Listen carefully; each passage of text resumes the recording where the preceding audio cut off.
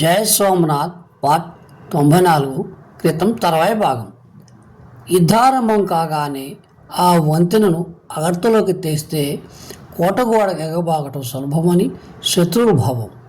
ఈ నావలను ముంచివేయాలి, కానీ ఎలా ముంచాలో రత్నాదిత్యుడు నిర్ణయించుకోలేకపోయినాడు. ఆ ఒంటరిగా వస్తున్న నావ దూరాన ఆగిపోయింది. అందులోంచి మనుషులు దిగారు. రత్నాదిత్యునికి కొంత తృప్తి కలిగింది. కార నీరాలు వస్తున్నట్లున్నారు. నావ కూడా శత్రువుల నుంచి తప్పించుకున్నది. శత్రువులు తమ నావల వంతెనలను ఒడ్డున కట్టివేసినప్పుడు దూరంగా నీటిలో ఏదో ధ్వని వినిపించింది.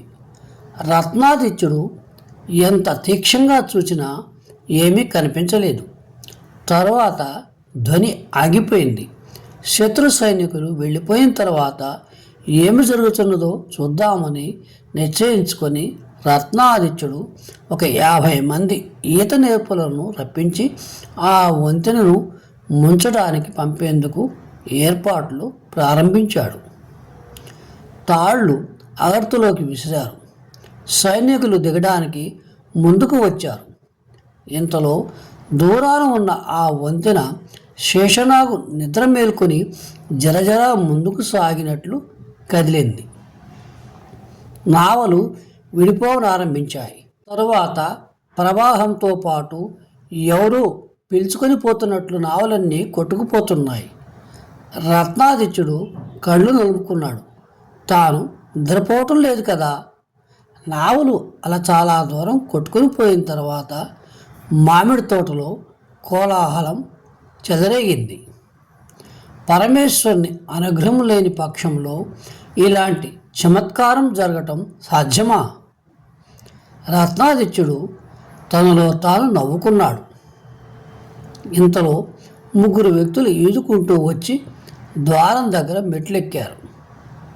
బాబు అని ఖార నీటికోడిలా అరిచాడు. పైన నిల్చున్న ఈతగాళ్ళు ఈ అరుపును పోల్చుకున్నారు.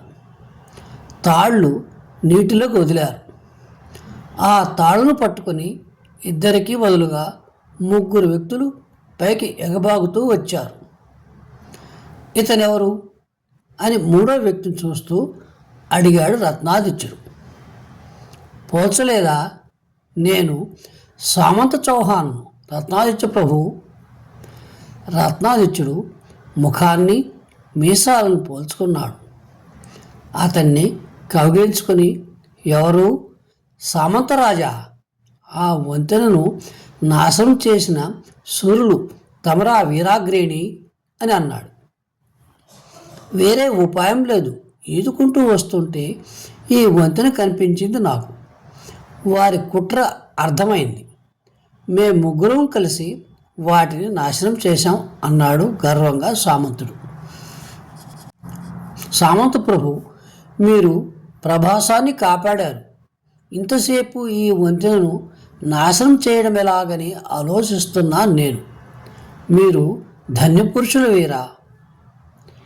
మీరయ్యా ధన్యజీవులు. ఈనాటి యుద్ధవార్త అంతా విన్నాను. భీమదేవులు ఎక్కడా? రోజుల్లా పాపం చాలా శ్రమపడ్డాడు. ఇప్పుడు వారిని పలకరించటం బాగుండదు. విశ్రమిస్తున్నారు ఆయన. మరి మీరు ఎక్కడి నుంచి వస్తున్నారు? మీరందరూ అన్నలవాడ నుంచి వెళ్ళిపోయిన తర్వాత నేను, ఆర్య, నందదత్తులు, మీరిచ్చిన 300 సైనికులు అందరము ఆ చుట్టూ ఉన్న అడవుల్లో దాక్కున్నాం. అమీరు వచ్చి శూన్యదుర్గాన్ని, శూన్య నగరాన్ని చూచి ఆశ్చర్యచకితుడైనాడు. తర్వాత అతని సేనలో గోగాబాబా భూతాన్ని గురించి కల్పిత కథలను ప్రచారం చేశాం. అమీరు అక్కడ ఉండలేక నేరుగా ఇక్కడికి వచ్చాడు. మరి అనిలవాడ సంగతి? అతడు అక్కడి నుంచి వెళ్ళిపోతున్నప్పుడు మన మహారాజు గారి సోదరుడు పదభ్రష్టుడైన దుర్లభసేనుడు వచ్చి అమీరును శరణు వేడాడు. అమీరు అతనికి గద్దెను అప్పగించి 500 మంది సైనికులనిచ్చి తాను తిరిగి వచ్చే వరకు దుర్గాన్ని కాపాడుతుండమని చెప్పాడు. మరి మీ విషయం? ఇక పని చాలా సులభం అవలేదు. తెల్లవారినప్పటి నుంచి దుర్లభసేనుడు ఆనందంతో తన రాచరికం ప్రారంభించాడు.